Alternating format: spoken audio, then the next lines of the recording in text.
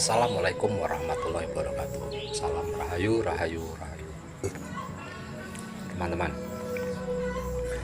Lancaneru masih berbagi video tentang seni budaya kehidupan sehari-hari serta wisata, teman-teman. Di samping itu juga Lancaneru berbagi video mengenai tentang edukasi atau belajar bersama tentang sejarah Nusantara.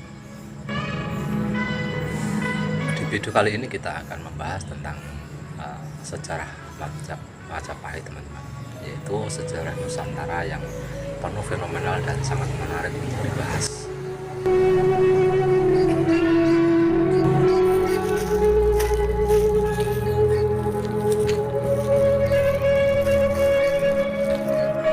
Teman-teman, Majapahit itu semakin berkembang pesat ketika Majapahit diperintah oleh raja ketiga, yaitu seorang raja wanita yang bernama Tribuana Tunggadewi, atau dengan nama aslinya adalah Dyah Gitarja, teman-teman. Putri dari Gayatri dengan Raden Wijaya, yaitu sang pendiri Majapahit, teman-teman. Dyah Gitarja itu naik tahta menggantikan saudara tirinya, yaitu kakak tirinya yang bernama Jayanegara karena Jayanegara mati terbunuh pada tahun 1329. Kemudian digantikan oleh sebenarnya yang berhak menggantikan Jayanegara itu adalah Gayatri, teman-teman. Tetapi Gayatri memilih untuk menjadi seorang pertapa atau menjadi biksuni. Kemudian oleh Gayatri itu menunjuk Dyah Gitarja yang kemudian lebih dikenal sebagai Tribuana Tunggadewi untuk menaiki tahta Majapahit dengan didampingi oleh seorang Mahapatih, yaitu Mahapatih Gajah Mada. Dengan kecerdasan dan keberanian Dyah Gitarja dan dipadu dengan sikap pengabdian dan kebijaksanaan Gajah Mada, maka Gajah Mada itu berkembang dengan pesat. Di era ini sangat terkenal sekali dengan mulai dijalankannya apa yang menjadi sumpah Mahapatih Gajah Mada, yaitu Sumpah Palapa, teman-teman, yang hingga saat ini masih terkenal di seluruh Nusantara.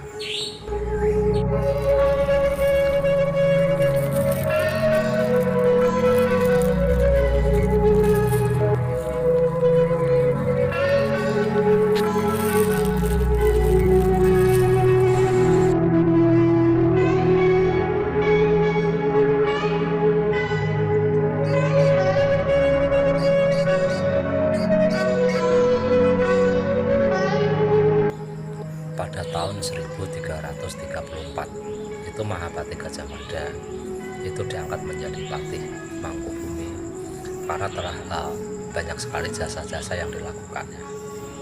Jasa-jasa yang paling terkenal adalah pengamanan terhadap keluarga raja ketika terjadi pemberontakan di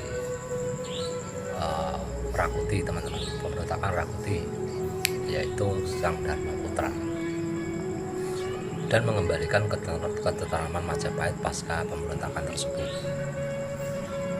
Dan jasa berikutnya adalah memadamkan pemberontakan Keta dan Sandeng, yaitu pemberontakan yang terjadi di wilayah Majapahit Timur, di wilayah sekitaran Blambangan itu. Oleh karena itulah Gajah Mada kemudian diangkat menjadi Mahapatih di Majapahit, ya. Dan pada saat tahun 1334 inilah ketika Mahapatih Gajah Mada diangkat menjadi Mahapatih, saat itulah Gajah Mada mengucapkan atau berikrar tentang Sumpah Palapa ini. Kejadian ini diiringi dengan kejadian yang luar biasa, yaitu lahirnya seorang putra dari Tribuana Tunggadewi yang kelak kemudian hari menjadi penggantinya, yaitu Hayam Wuruk.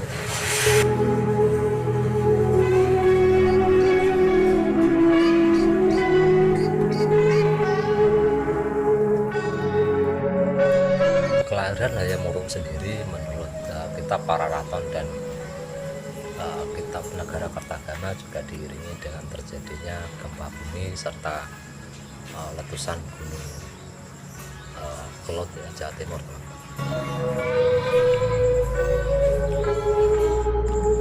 Teman-teman, pada tahun 1350-an itu Majapahit berduka atas meninggalnya sosok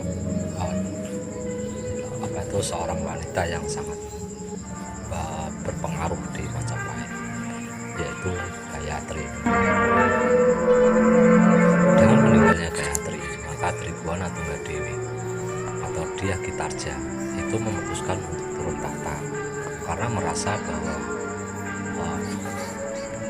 Tribuana Tunggadewi menaik tahta Majapahit itu karena menggantikan posisi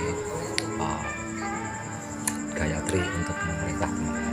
Dan kemudian tahta itu diserahkan kepada Hayam Wuruk yang ketika itu masih 16 tahun.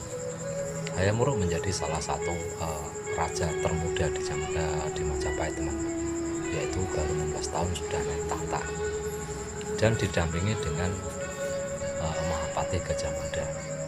Maka kekuasaan Majapahit itu semakin berkembang, bahkan sampai ke wilayah Sumatera dan juga wilayah-wilayah lain seperti Malaysia, Singapura, dan tempat-tempat lain, teman-teman, yang semua itu bernaung di bawah panji-panji Majapahit.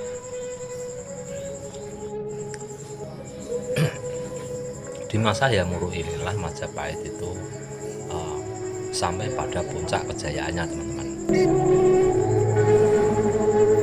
Kemakmuran dimiliki oleh Majapahit dengan memiliki pasukan armada terkuat di Asia Tenggara dan juga menguasai seluruh jalur perdagangan baik darat maupun laut.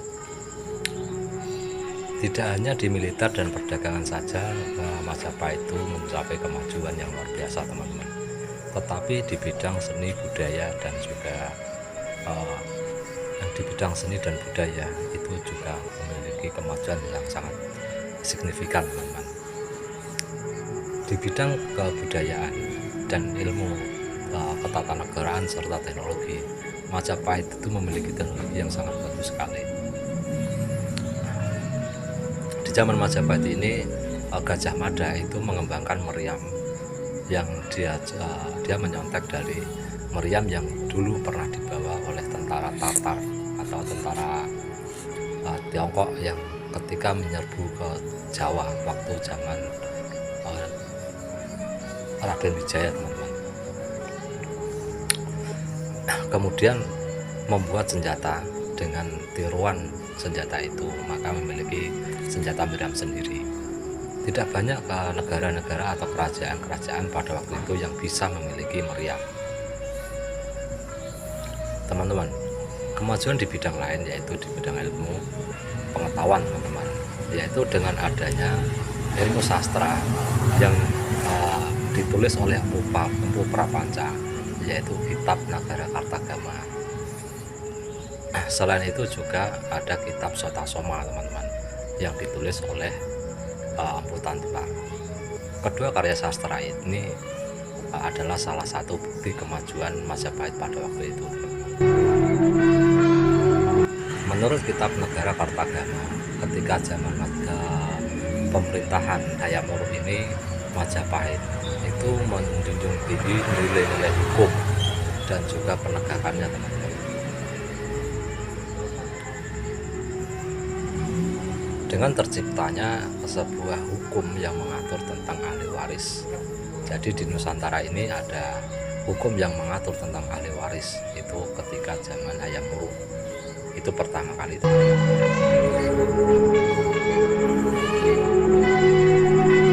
Selain itu juga mulai adanya hukum mengenai hukum pernikahan, teman-teman. Itu juga berasal dari Majapahit ketika itu, teman-teman. Jadi sebelumnya itu hukum pernikahan itu sebelum Majapahit itu adalah ketika waktu